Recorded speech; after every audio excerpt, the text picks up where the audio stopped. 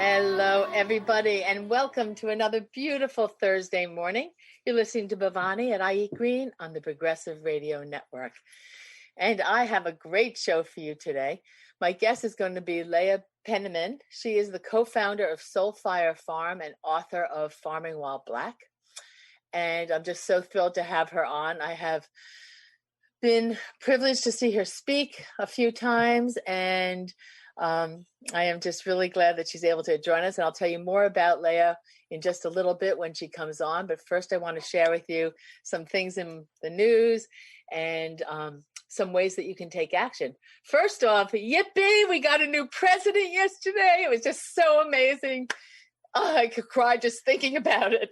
It was just wonderful to listen to him speak and to witness the hope. And who really blew it away was Amanda Gorman, the youth poet laureate who spoke. She's 22 years old, and she wrote a beautiful poem of hope and resilience and, coming together. And it was just so inspiring. It was really beautiful. But these have been a long 4 years, and I'm just so happy to have hope again. And it's just great to witness the first woman, the first Black woman, the first woman of Asian descent to take the stage and to be our vice president. Also great. So that's all wonderful. Okay. So I want to share with you all that this Saturday I will be doing a cooking demo at the NOFA Winter Conference, which this year for the first time, like so many conferences, are taking place virtually. And as much as it's sad to not all be together in the room, the good part is that you can, listen to these recorded sessions at your leisure and your convenience, because so often, even when I'm at the conference, so many things are going on at the same time and I'm conflicted as to which room to go into. This way I can actually catch all the ones that I want in my own time when I'm ready. And so that's really nice. But at my cooking demo, I will be wowing my guests with vegan appetizers. That's the theme. And I'll be making vegetarian sushi rolls, roasted butternut squash tapenade, and gluten-free potato latkes with some applesauce. So those of you that are registered for the NOFA conference, please join me. If you are not, stay tight, and I will get that recording and put it up on my website at some point so that you can watch it there. So ways that you can take action. There's so many things. One of the things that came up with the election is that just because we now have our new president, we can't let up pressure. We got to keep it on. There's so many things that he is committed to, climate change, systemic racism in everything in our country, voting rights, immigration reform. There's so many things, and he's, put together a 1.9 trillion economic relief package to help address the pandemic and the vaccinations. And all these things, need all of our attention. We just can't let up. And I think that's one thing that this election showed, is that the power of the people, even for the local elections, are so important. And we need to, just keep on with all the grassroots organizations that we are committed to.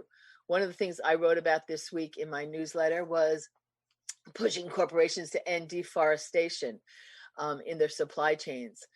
Back over 10 years ago, many of the world's largest companies like Nestle, Procter & Gamble, vowed to end deforestation in the supply chain by 2020. And here we are in 2021, and it's still not done. And so we need to put some pressure onto them. I don't know if you all realize that 30 football fields of rainforest are lost every minute.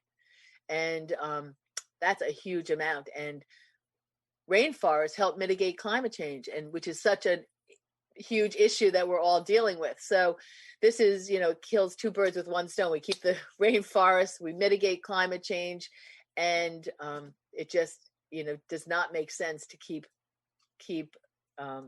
cutting them down. Plus, we lose so many with the wildfires that we've been having. And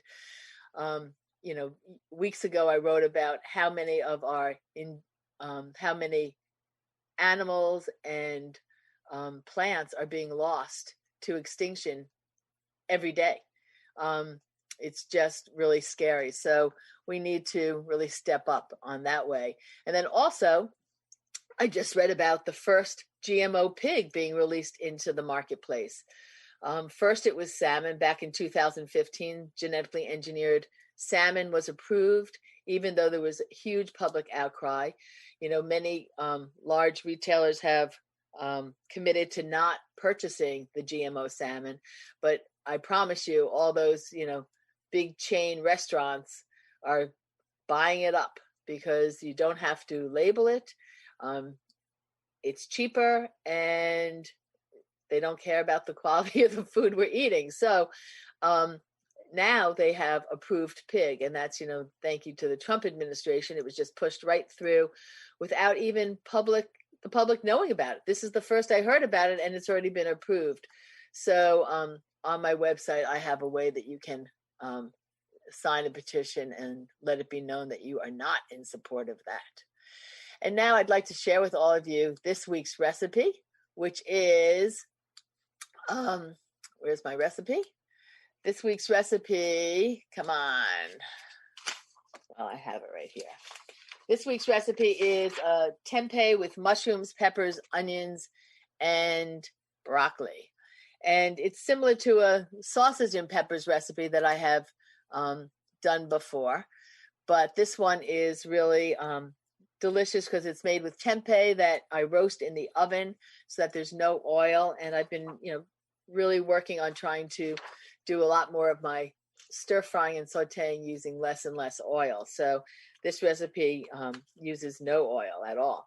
So I cut the tempeh down the middle, first horizontally, so that I make the tempeh block a little thinner.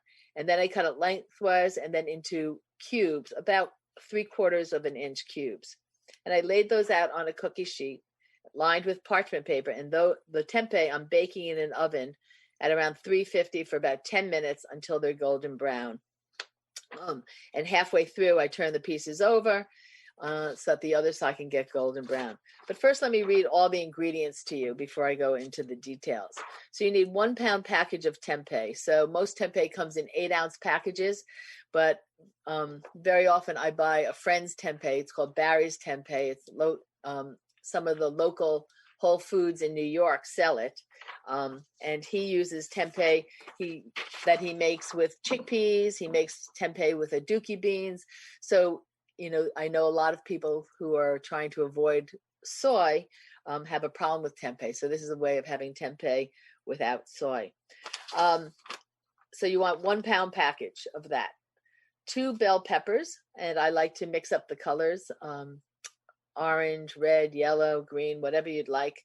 2 yellow onions, 5 large portobello mushrooms cut into 1-inch pieces, 1 bunch of broccoli cut into florets, and it was about 4 cups worth of broccoli florets, a teaspoon of salt, a teaspoon of freshly ground black pepper, 1 teaspoon of dried oregano, 2 teaspoons of dried basil, 4 teaspoons of minced garlic, 3 tablespoons of tomato paste, 1.5 cups of marsala wine, 1 teaspoon tamari, 2 15-ounce cans of fire-roasted tomatoes, a 1/4 teaspoon of red pepper flakes, which is optional if you like things a little spicy, and a 1/4 cup of chopped parsley.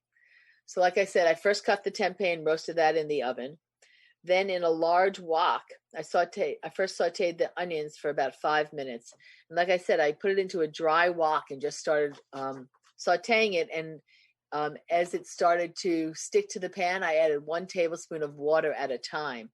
And it's amazing that you can actually caramelize onions just using water. Then I added the peppers and the mushrooms, the broccoli and the garlic, salt and pepper, and cooked that all until the vegetables started getting soft and the onions were translucent, which is about 5 minutes. I added the oregano and the basil and cooked it just a little bit more. Then I pushed those vegetables to the side and let the bottom of the wok be empty. And I added the tomato paste right onto the bottom of the wok. And you want the tomato paste to just cook a little bit. It deepens the flavor and makes it just a little bit more rich and more umami flavor in there. And then once you've done that, then you're going to add the marsala wine, the fire roasted tomatoes, and the chili flakes to that, and combine it all and mix it all up really well.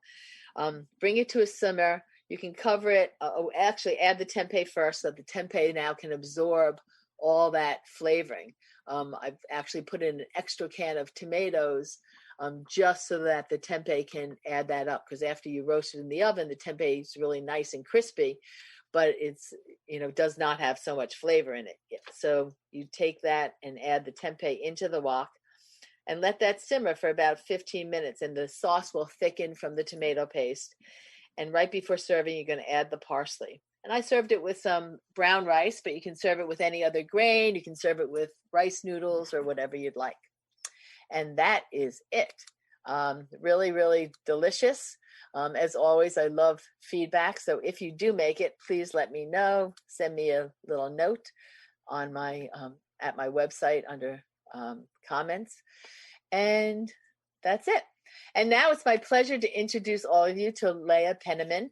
She is the co-founder of Soulfire Farm and author of Farming While Black. Leah Penniman is elle is a Black Kreyol farmer. Peyizan, I don't know what that is, and I'll ask her in a little bit. Mother, soil, nerd, author, and food justice activist from Soulfire Farm, which is in Grafton, New York. She co-founded Soulfire Farm in 2010 with the mission to end racism in the food system and reclaim our ancestral connection to land. As co-director and farm manager, Leah is part of a team that facilitates powerful food sovereignty programs, including farmer training for Black and Brown people, a subsidized food farm distribution program for communities living under food apartheid, and domestic and international organizing toward equity in the food system. Leah has been farming since 1996. She holds an MA in science education and a BA in environmental science and international development from Clark University, and is a Maine Queen Mother in Vodun. And I'm sure she will have an opportunity to tell us about that as well. Leah trained at Many Hands Organic Farm, the Farm School, Massachusetts, and internationally with farmers in Ghana, Haiti, and Mexico. She also served as a high school biology and environmental science teacher for 17 years. The work of Leah and Soulfire Farm has been recognized by the Soros Racial Justice Fellowship, the Fulbright Program, Pritzker Environmental Genius Award, Grist 50, and James Beard Leadership Award, among others. Her book, Farming While Black, Soulfire Farm's Practical Guide to Liberation on the Land, is a love song for land and her people. And I just have to say that I read this book as part of a book club with my board from NOFA, New York, and it really helped us to really explore racism in the food system. And as one of the many grassroots movements that I'm involved with, it's just amazing how deep it is and that we don't even have a clue. So welcome, Leah. How are you? I'm doing well. Thank you so much for having me on the show. Of course, my pleasure. So first, I just thought maybe you could share a little bit about your own personal history, how you came to, how you got into farming, and what inspired you to start Soulfire Farm. Absolutely. So farming found me by accident. I was a teen who already loved the earth and loved social justice, but didn't know anything about farming, and was fortunate enough to be hired by the Food Project in Boston to work in both rural and urban farming, as well as food justice as a 16-year-old, and completely fell in love with that elegant simplicity of seed to harvest and the undeniable goodness of taking care of the land and feeding community. So I didn't quit. From there, I went on to work at the farm school in Athol, Massachusetts, and then to Many Hands Organic Farm, then worked with the Worcester Community Gardens program to set up their youth program with my partner. And Soulfire Farm itself came about because my family was living in the south end of Albany, New York, which is a neighborhood under food apartheid. And food apartheid is that insidious system of segregation that relegates communities of color often to food scarcity and diet-related illness. And we were struggling to get fresh food for our own young children. Nashima was 2, Emmett was a newborn. There were no grocery stores, no farmers markets, no accessible public transportation, no available community garden plots. So when our neighbors found out that we knew how to farm, they started half-jokingly telling us that we should start a farm for the people to get food into that neighborhood. And of course, we took that pretty seriously, and soon after wed ourselves to this rocky hillside in Mohican territory, Grafton, New York, that would become Soul Fire Farm. So the farm actually opened in 2010 after 4 years of reclaiming and improving the soil, building infrastructure, building a home out of straw bale, timber frame, solar that we could move into. And then the very first project of the farm was a low-cost doorstep delivery of fresh food to the south end of Albany, New York, and of course, has evolved since then. And so the farm is still outside of that neighborhood, so it's not like an urban farm in the neighborhood. It's outside. That's correct. We're a rural farm. We're about 35 minutes outside of Albany, New York, in a tiny town called Grafton, and we're about 25 minutes outside of Troy, New York, which is a smaller city between here and Albany. And how many acres do you have? So we have 80 acres, of which we actively manage about 7. So we have a mixture of mixed vegetables, increasingly perennial small fruits and herbs, a silvopasture orchard, some chickens and ruminants, and then honey and mushrooms as well. Wonderful. Yolanda, who actually did a couple mushroom workshops up at your farm, used to be my intern. So. Yolanda's wonderful. Yeah, so folks, if you have not checked out Soul Fire Farm's YouTube channel, Yolanda actually helped us with a mushroom video on how to cultivate your own, and it's captioned in Spanish as well. So it's accessible. So please do check. And she helped me here. We have shiitake mushrooms growing here on my property, and we did oyster mushrooms as well, which was much more involved than I expected, and a lot of fun. So yeah, she's wonderful. So as I mentioned earlier, I read your book with my fellow board members, and we used it really as a tool to raise our awareness about racial injustice in the food movement. Can you share with us the impact that your book has had? Because I know, when it came out, everybody was talking about it, and it took me this long to get you on my show. So maybe you could talk to us about the impact and how racism is so intertwined historically and presently in our food system. Yes, that question is so important because a lot of folks, when they think about food, don't necessarily think of that as a racial justice issue. But the reality is that our entire food system is built on a DNA of stolen land and exploited labor, and a practice of concentrating power and resources in the hands of the few at the expense of the many. So some of the ways that shows up are in terms of land ownership. So right now in this country, 95% of the farmland by acreage and 98% by value is white owned, which is higher than ever. And that's because of a whole legacy of theft of land from indigenous people, theft of land from Black farmers who had managed to amass 16 million acres by 1910, but between white supremacist violence and USDA discrimination, lost almost all of that land. It shows up in terms of farm worker exploitation. The Fair Labor Standards Act and the National Labor Relations Act do not include farm workers, which means that those who grow our food do not have the right to a day off in 7, the right to overtime pay, the right to collective bargaining, the right to workers' compensation, and so on. And the ramifications of that are huge. And, we see this especially in time of pandemic, where COVID is disproportionately impacting folks that we call essential workers, but we really need to evaluate whether we're seeing the people as essential or just the labor as essential, right? Over 80% of farm workers are Latinx, Hispanic, yet only about 2% of farms are managed by that population. And then it also shows up in terms of access to food. I mentioned food apartheid briefly, but we have a situation where Black and brown folks are disproportionately impacted by food scarcity, by kidney failure, heart disease, and other diet-related illnesses, not because of food choice, but because of a history of redlining and housing discrimination that forces communities of color to live in certain neighborhoods that have less access to these resources, lower wealth, less home ownership, and so forth. So the food system, really anywhere you look, ecology, capital, labor, land, has this racial injustice. And my hope with Farming While Black was to honor what Toni Morrison said, which is, you know, if there's a book that you need to read that hasn't been written, go and write it. And I felt like I had always needed a book that both explained the injustice in the food system, but also explained the powerful and beautiful contributions of Black farmers to sustainable farming and to just food systems.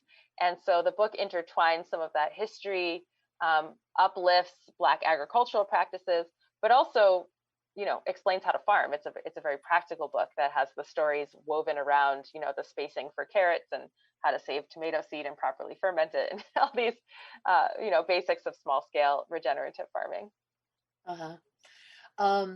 And has the situation in the area where you live improved as far as access to food, as far as supermarkets in the town, or is that still the same problem it was when you first started the farm? Oh, yeah. So even though we are doing doorstep delivery, it's just a tiny drop in the bucket what our small farm can do. I will say that there are other farms in the area who've adopted this type of solidarity strategy. So they're reserving a certain portion of their food or shares for folks who are low income, and then establishing a fund to cover those costs. You know, there's some gleaning programs, but the fundamental structural pieces around how do we get those farmers markets and supermarkets and transportation have not been addressed. I think the city of Albany still has yet to form a food policy council. It doesn't take those issues really seriously. So we have a long way to go, and individual citizen action is just one piece of it. We really need the structural change. Yeah, absolutely.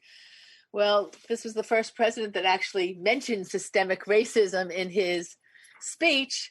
And I think, you know, one thing that the pandemic did, besides get number 45 out of the White House, because I always say if it wasn't for the pandemic, you know, the economy would have been good, people would have had jobs, and, you know, as we saw how close the election was, he probably would have won. So you know, that's a silver lining of the pandemic. But, you know, one other thing the pandemic did is it really shed a light on the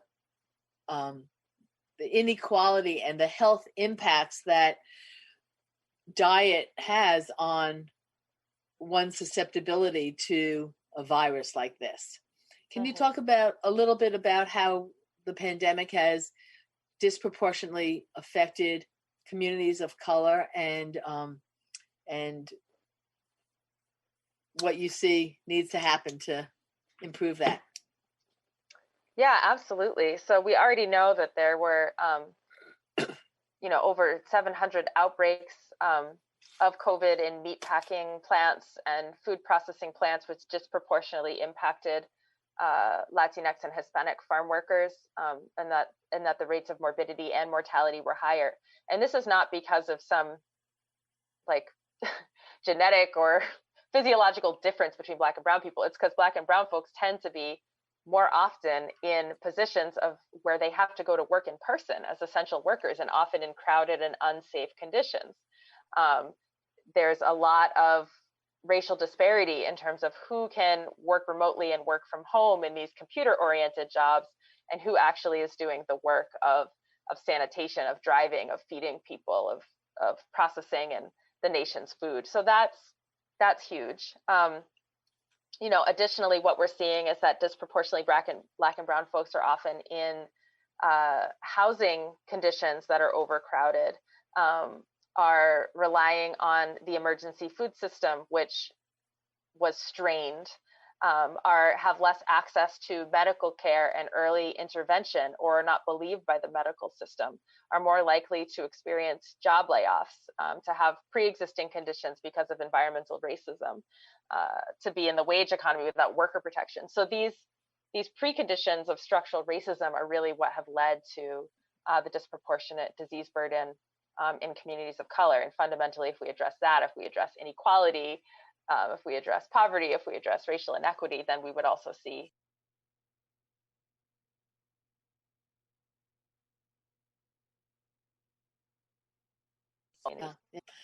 Can you share with us some of the programs that Soulfire Farm has, where you're teaching farming, but also how you're addressing racism and injustice in the food system, and teaching that so that we have more people out in the world spreading that message? Absolutely. So there are three basic program areas at Soulfire Farm. So the one that I'm closest to right now, because I'm here on the farm as the farm manager, is actually taking care of these precious 80 acres using Afro-Indigenous heritage practices that capture carbon, restore pollinators, restore biodiversity, and then to get this food to the people who need it most in our community through our doorstep delivery as well as our institutional partnerships. So that's really foundational, is this farm and what comes from the farm. The second program area is the farmer training and education. So we work with youth, adults, elders. We have a number of on-farm and remote classes in teaching this type of farming. And so our most popular is a week-long residential program called the Immersion, which we had to put on pause this past year for pandemic, but we're hoping to be able to resume next year. But in addition to that, we have our webinar series, we have one-day classes, we have our Ask a Sister Farmer youth programs, and so forth. And all of that is striving to provide inspiration, knowledge, and resources to the returning generation of Black farmers. And we'll be announcing this year a very exciting fellowship program that will support graduates in setting up their own farm by providing a stipend and mentorship and more. And then the third program, as you mentioned, is public education and advocacy. So through our Uprooting Racism training, we're working with individuals and institutions to understand systemic racism and make changes. We educate policymakers about the needs of farmers, farm workers, and the earth. And we work with a number of coalitions like Heal Food Alliance, the National Black Food and Justice Alliance, to make policy suggestions and also to build the institutions that we need for the farming community to really thrive, financial institutions, land trusts, and more. So those are the three basic spheres where we work. So we keep pretty busy. We're a tiny team. There's less than 10 of us are working, and we have a combination of hyper-local work as well as some work on the national scale. Oh, and I didn't mention, in addition to delivering the food, we also help people establish their own gardens in the Capital District. So through Soulfire in the city, there's a program where we support people with having a raised bed garden and provide the soil and tools and seeds and classes and all of that. Wow. Busy, like you said, just 10 of you. So where do you get your funding from? So we have a really beautiful diversified mix. We have some earned income from selling our value add products in our online store. We accept program fees on a sliding scale and speaking fees on a sliding scale. So that comprises about a quarter. And then we rely on grants, donations and partnerships to fund the rest of the educational work. That can be a full-time job just alone, writing grants. Right, absolutely. Right. Yeah, shout out to our communications director for managing that. Cheryl does a beautiful job. Good. Yeah, you need someone really to focus on that. So one of the things that you talk about in your book are reparations to people of color, to try to equalize the playing field a little bit, try to give back to what was stolen. Can you explain a little bit what is meant by that and how that will work? Because I know for some people, white people, that can kind of like be a little scary. They don't know what that means. Are they going to come and take my land? They don't. It's really something that's just not understood. So could you shed some light on reparations? Absolutely. Yeah, reparations shouldn't be a scary word. It just means repair. And there's a story that I think can help illustrate it, which is told to me by one of my mentors, Ed Whitfield, who said, imagine that your neighbor came and stole your cow in broad daylight. Everyone saw them do it. And then a couple of weeks later, comes back over to your home with remorse in their hearts and tears in their eyes, saying, I'm really sorry I took your cow. It wasn't right. I want to make it up to you. So every week for the rest of the cow's life, I'm going to give you half a pound of butter. Now, I don't know about y'all, but I would actually prefer my cow back. And we're in a situation in this country where a whole lot was taken from people. Millions of acres of land just stolen with no compensation, no consent. trillions of dollars of wages and this taken without consent. And it's one of the reasons why in this country today we have a wealth gap such that, you know, a white child born in America is on average 16 times wealthier when they take their first breath than a Black child. And it's not because of stolen wealth. And so what we have to figure out is not pretending that this history didn't happen and that the inequalities will just go away if we start from today moving forward and being nice to each other. We have to say, how do we really fairly share the land? How do we really fairly share the wealth? Like, should anyone be as rich on the planet as Bezos is, right? Is that even conceivably justified? So what does it look like to have a wealth cap or a wealth tax? What does it look like to take some of the forfeited lands that are currently abandoned and put them into public trust so that they can be shared with people who don't have access to land, and more? And there's, you know, the nation is so afraid of this conversation that we have not even been able to pass HR 40, which is a bill that would allow a commission just to study reparations. And so I think hopefully we can agree that we could at least talk about it and at least think about some strategies. And there are many other countries who've successfully figured that out. Germany, you know, South Africa have had truth and reparations processes. So we're not starting from scratch. You know, we had a reparations process here in the US around the internment camps, where Japanese families were compensated for some of their losses.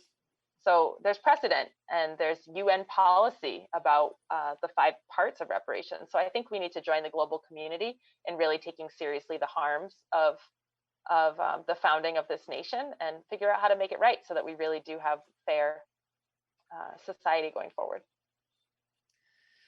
Yeah, it's definitely something that needs to be looked at because it's accumulative too. Like you said, over years, you know, it multiplies, you know, as a young person, you know, you're told to like put money into your 501k from the very, you know, from when you're in your 20s, because it multiplies and it turns, you know, even if you're just putting a little away every week, it multiplies. And that's, you know, the same as it would have been for land through generations. So you can you know, you can imagine how big that gap is, and we see it played out, obviously, how big that gap is with land that has been stolen and has not been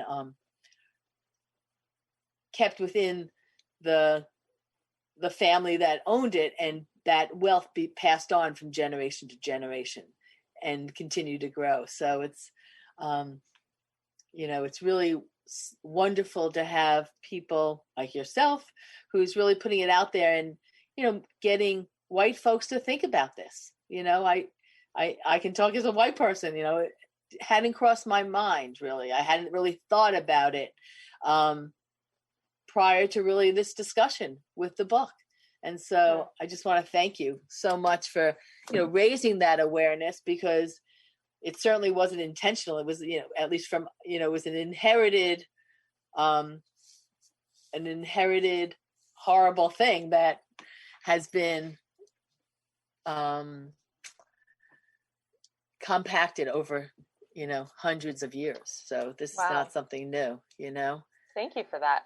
And I'll add one more thing about it, which is that even though I think that the entire society is obligated to look at this and address it at a policy level, that's going to take some time if it ever happens. And so we did develop a tool called the Reparations Map, which encourages individuals to think about what they can give in the spirit of reparations. And so if you go on our website, it's there, and it's a map of Black and Brown-led land-based projects across the country and some international, with a list of what they're looking for, whether it's technical assistance, money, land, a tractor.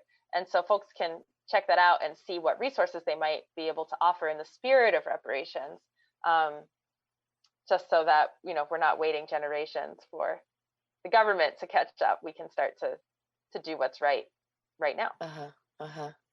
Great. So how has the awareness of the social and racial justice within the grassroots movement, how does that intersect with climate justice? Because I know you know, it used to be just climate change, and over the past year, it's really become more climate justice. And we've seen how, you know, climate justice also is impacting people of color more often than white folks, and and they're also intertwined. I just thought maybe you could talk a little bit about how this racial justice is merging with climate justice and making an impact.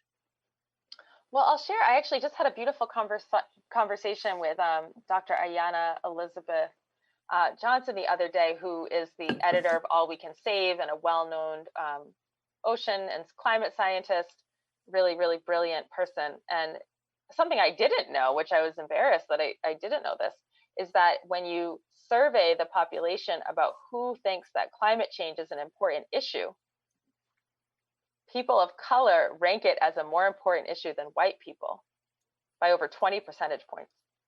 That is really significant.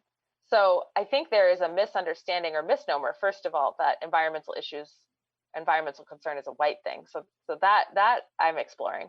But to answer your question directly, I think when we talk about the intersection of racial justice and climate justice, we need to look at the fact that the people who are most impacted currently by climate change are often communities of color. If we look at extreme weather events like hurricanes impacting the Caribbean and the Southeast, and whose homes are getting flooded or destroyed, whose businesses are being lost, it's often communities of color who may be more vulnerable as well to not receiving the federal aid because of issues with title or being renters.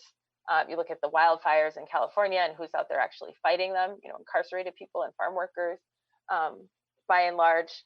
So who's suffering from heat strokes, again, farm workers. So I think it's very important to look at folks being most impacted.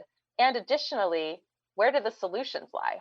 We know that it is predominantly the wealthy white countries in the world who are responsible for causing the problem. And when we look at solutions, regenerative ag, small scale livable communities, these are solutions that are often held in communities of color about how do we live in right relationship with the earth. So it's really on all levels. It's on impact, it's on solution, it's on who's concerned. It is not just simply a charitable thing that white folks should be reaching out and, quote, including people of color in the climate conversation. It really is that if we want to win, we have to work together, all of us across difference to make the solutions to protect and make our planet livable for generations to come. Mm-hmm. And in your work, how have you seen the industrial and corporate dominated food system? Let me rephrase this. We know that the industrial corporate dominated food system is part of the problem, that there's so much power behind corporations driving our food to be unhealthy. In your work, how do you try to mobilize people for that? Do you try to raise awareness for that? What kind of connection do you make with the larger food system versus the local food system that you're promoting? Absolutely. I think that something that's been a big learning during this time of multiple pandemics is that the cracks in the industrial food system were really laid bare. Industrial food specializes in efficiency, but efficiency is rigid. And so when everything changed overnight and the food system needed to pivot to make food available in ways that it previously was not, the school food, the restaurants, that didn't make sense anymore. We needed curbside pickup and, feeding families and all of that. The industrial food system could not pivot. And so we saw the empty grocery store shelves, we saw the disruptions in supply chains. And in the meantime, you have our small scale regional food systems that were able to adapt almost overnight. People building websites for farmers, arranging delivery for elders, the ramp up of the CSA movement, like overnight. So that was really powerful to see the resiliency of the local food system. And I think that is its strength. In a similar way, when you measure yields in industrial food, a 1 year yield of a commercial system is going to beat out in terms of pounds or calories a farm like ours over 1 year. But once you stretch that out to a 4 or 5 year yields study, you start to see more comparable output, because these local, sustainable, small scale food systems can deal with drought. They can deal with pest outbreaks. They can deal with crop failure. They can deal with flooding, because they're diversified, because they're resilient, because they use climate stable practices. And so that balances out over the longer term. So part of the way we're trying to address that is through public education and through modeling the ways that these systems really can be resilient and get food to the people in the face of an increasingly unpredictable societal and climatic environment. Mm-hmm. And that's part of our problem with the myths in, fake news. I mean, Mm-hmm. Even the reality about our industrial food system is somewhat fake news. We're given, Anna Lapé does a lot of the myth, busting, that through industrial agriculture, we can feed the world, that there's more yields from industrial agriculture. And like you said, over the long term, that has not proven to be the case. We were promised larger yields. We were promised less use of pesticides and herbicides, and none of that has really panned out. As we know, all the pests have mutated, the weeds have mutated, survival of the fittest, they're going to mutate just like this virus is mutating now, Absolutely. And as a result, we're using more chemicals, more pesticides and herbicides, and and our healthcare system just they're not integrating, they're not seeing the connection that they need to. Thank God some doctors are and are really speaking out, but the bulk of our medical system still is trying to just fix the symptoms with more drugs, and they're not thinking of food as medicine, and how the foundation of our health is really basic, and it goes back to food. It's just such a frustrating situation, because it's there are all these perceptions that people have that we need GMOs. I mean, I interviewed some wonderful doctors last week who wrote the book Body on Fire, all about inflammation in the body, and they were talking about they've really made the connection about food as medicine, and yet they still weren't convinced that GMOs were not a good thing, because they think you might need GMOs to feed the amount of people we have. Do you have any suggestions how to break that myth, how to get even, like I said, even medical people who have made the connection that food is medicine, and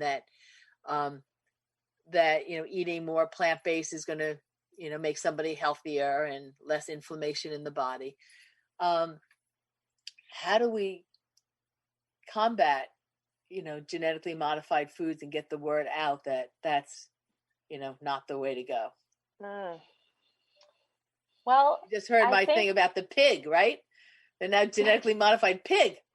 Honestly, I'm a little stumped by that, because I am surprised by the power of fake news in these times. And so if I were not jaded by the events of 2020, I would say we just need more research and information. And the research dollars are not going into proving the points that you're trying to make in a way that's translatable for the audience that you're talking about. And, I would hope and assume that doctors and scientists would not be as susceptible to fake news, and that's more of a PR and general public issue. But I do think we need the investment. I think we go a lot of times on anecdote, or we go on limited studies that are done by the Rodale Institute or other insiders. And if we can really invest in more comprehensive, data-driven solutions to some of these perennial problems of how we feed the world, we'd be in good shape. I know the World Resources Institute has done some good preliminary work on that, but there's a lot more work to be done in the realm of solutions. So I'm going to hold out that truth will prevail. And if we do that right, then we'll be able to win folks over. But we also need to demonstrate it. We need to just show on more small and medium-sized farms that these techniques work over the long term, and feed people in a way that is replicable and scalable. Mm-hmm.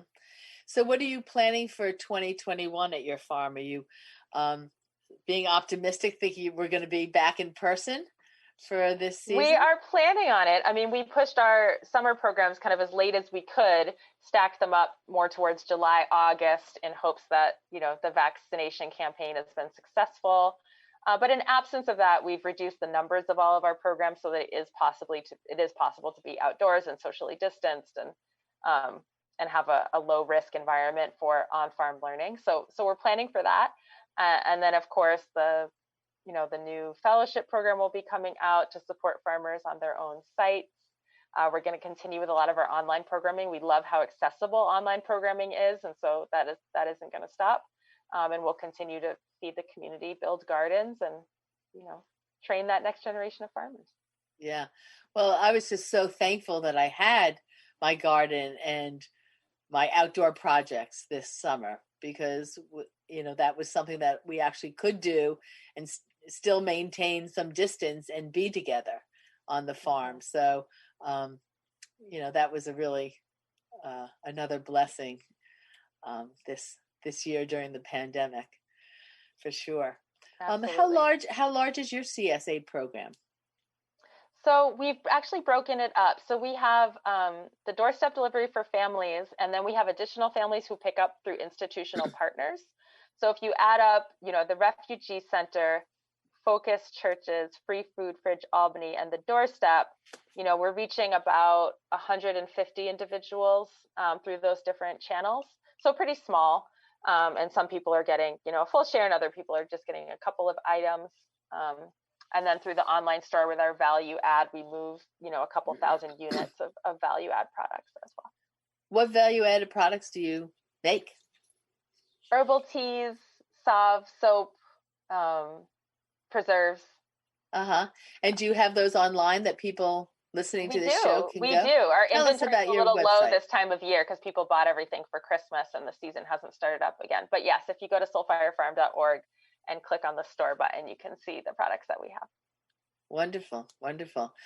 And so what are you working on besides the programs that you're starting up again for 2021? Do you have any hopes for expansion of your farm, or is it good the way it is? And one of the things that it looks to me like Soul Fire Farm is a model. It's replicable for other farms. Is that a system that other farms can take and get started somewhere else? Yeah, so our idea of growth is just that. We're not trying to make our farm big. We are trying to inspire and support other farms and food-based community projects through our Train the Trainer program, our fellowship program, advising, mentoring, land link services, and other supports. And so for us, success really looks like seeing more and more community-based grassroots food and farming projects pop up all across the country that are serving the unique needs of their own communities. And what are some of the challenges that an urban farm would have that you have to address as opposed to a farm that's, out in the country? Well, I think land tenure is one of the biggest issues that urban farmers are facing, especially community gardeners, because oftentimes their lands are public lands or city lands or squats. And so as soon as it becomes more convenient to develop that parcel, they have the risk of losing all of that they've invested into the soil and their plants and community. So that's a really big issue, is permanent protection of urban gardens. And then I think additionally, just the limitations on space. I mean, we're very blessed that, we have all the space that we want for silvopasture and forest products and all of that with our 80 acres. But when you're confined to a smaller lot, you have to do a lot more vertical growing and, picking quick succession crops so that you can get something out of the small space that you have. And then the final challenge is contamination of soil, lead and arsenic especially. So making sure that get your soil tested and, if needed, use raised bed gardens with a liner to make sure that people aren't coming in contact with any contamination. I'd love to ask you about arsenic because, we've heard about arsenic in the rice, and how, I always tell people when you're making rice now, instead of just doing 1 cup rice to 2 cups water, that it's really best to first run the rice under water and really kind of scrub it, almost wash it, and then to cook it almost like you do pasta in a large pasta pot. I'm putting my 2 cups of rice in a big pasta pot of water to remove 90% of the arsenic. But what is causing the arsenic? Has arsenic always been there and we're just finding out about it now, or is this a new development? It's a good question. I'm not as familiar with arsenic sources for the rice. I think that actually has to do with where the water is being tapped in those communities in Southeast Asia. I'm more familiar with and have done a lot of research and work on lead in soils, which of course comes from paint as well as leaded gasoline prior to 1984. And it's just never been cleaned up. And we've measured really insidious lead levels as high as 11,000 parts per million in community gardens in Worcester, Massachusetts, back when we were doing soil remediation. And that's super fun site. That's incredibly toxic. You're not supposed to go over 400 ppms Wow. for safe soils. And so there are ways to deal with it, including stabilizing the lead under permanent barriers, or trying to remediate the lead through phytoremediation, which is using hyperaccumulating plants over a season or 2 to try to pull out some of that lead and get the levels down. So, but lead, of course, is a neurotoxin. It causes developmental delays in children. So it's very serious to try to get that out of the soil. Yeah. The arsenic, I've actually heard that there's less arsenic from the rice in Southeast Asia. It's more out in Texas and California. Okay. That there's so much arsenic in the rice. So, yeah, I don't know if they've been able to remediate that or what. I haven't really looked into it recently, but I just know it's been a problem for many years already. It says that rice is actually an accumulator of arsenic, so that's why and that there are some pesticides or chemicals that have arsenic that have been used. Yeah. That's so just a Google search, I don't know. Going back to your farm, what vegetables do you grow? Do you grow, or do you have any special crops that you grow that are more indigenous to your community than, just broccoli? Or we grow everything. I will say that I'm really partial to perennials and fruits, and so I love my strawberries and apples and pears and small fruits and herbs. But as far as heritage and cultural crops, a couple that we could highlight include the Scotch bonnet pepper, which is really central in Haitian cuisine, which is my maternal ancestry. We also have a Plat de Haiti tomato, which is a Haitian tomato variety that is really compact and firm and disease resistant. I love it. And sometimes it makes these funny protrusions that make you laugh when it grows, maybe like 1 out of every 20 fruits. We also, with the permission and instruction of the Stockbridge Munsee Band of the Mohican Nation, grow some of their ancestral maize and beans. And so we have maize mounds of the original people of this land. The fish pepper is a heritage crop. So we do make sure that we center some of our cultural crops in what we grow here.